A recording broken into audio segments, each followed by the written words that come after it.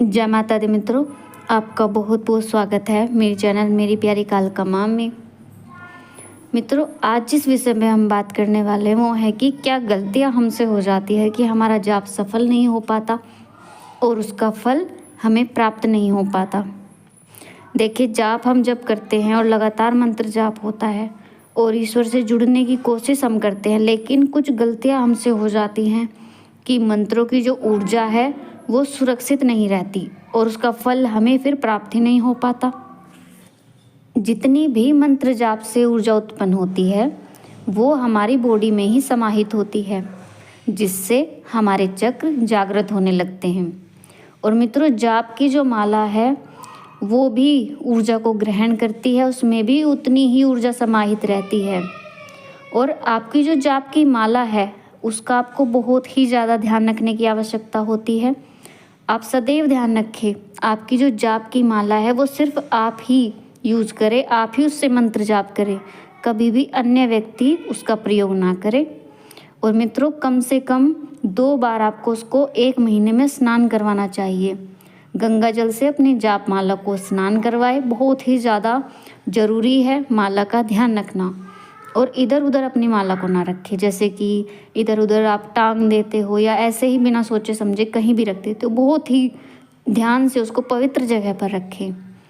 और अपने मंदिर की पवित्रता भी ध्यान रखने की आवश्यकता है, अपने मंदिर को पवित्र रखें। आपने जहाँ पर मूर्तियाँ स्थापित कर रखी हैं तो साधारण स्थान उसको मत समझे, उसकी पवित्रता का हमें बहुत ही ज़्यादा ध्यान रखने की आवश्यकता है। और अनजाने में हमसे कुछ ऐसी गलतियाँ हो जाती हैं अपने ईश्वर के समक्ष, हो जाती है हमसे गलतियाँ जो हमें नहीं करनी चाहिए। जैसे कि हम पूजा में बैठ गए और इष्ट हमारे सामने होते हैं तो हमें किसी पर क्रोध नहीं करना चाहिए। जैसे कि हम कभी कभी पूजा करते रहते हैं, हमें किसी पर गुस्सा आया रहता है और गुस्से में हम रहते हैं, तो ऐसा हमें नहीं करना चाहिए। बहुत ही अच्छे पवित्र मन से अपने ईश्वर के सामने हमें बैठना है, कभी भी गलत विचार अपने मन में नहीं रखने, तो मन को सही रखें। और मित्रों, जहाँ तक हो सके आप अपने भोजन को सात्विक रखें। आप जितना ज़्यादा सात्विक भोजन ग्रहण करेंगे उतना ही आपका तपोबल बढ़ेगा और मंत्रों का लाभ आपको प्राप्त होगा। मांस, मदिरा, इन तामसिक चीज़ों से हमें दूर रहना है। अगला जो ध्यान रखने वाली बात है वो आसन से संबंधित है। हमें अपने आसन का बहुत ही ध्यान रखने की आवश्यकता है, जितना कि हमने अपनी माला का रखा है। जैसे कि हम अपने आसन को ऐसे ही उधर उधर गिरा देते हैं या पैर से हटा देते हैं, तो ऐसा हमें नहीं करना है। और आपका आसन कोई अन्य व्यक्ति प्रयोग ना करे, इससे आपका जाप व्यर्थ हो जाता है। आपने जो ऊर्जा एकत्रित की तो उसका लाभ आपको प्राप्त नहीं हो पाता।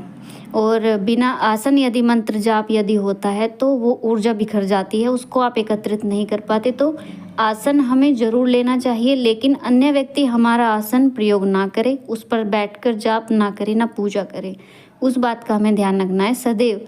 ये छोटी छोटी सी बातें हैं लेकिन ध्यान रखने वाली बातें हैं, जिससे कि हमें भविष्य में आध्यात्मिक तरक्की में जिसका लाभ मिलता है, मंत्रों की जो लाभ है, मंत्रों से जो लाभ प्राप्त होता है वो हमें मिलता है। लेकिन यदि गलतियाँ ये होती रहती है और हम लंबे समय से जाप करते रहते हैं, हम सोचते हैं कि हमें तो जीवन में कोई लाभ ही नहीं प्राप्त हो रहा, कोई अनुभव हमें नहीं हो पा रहा, तो ये छोटी छोटी बातों का बहुत ही ज़्यादा प्रभाव पड़ता है।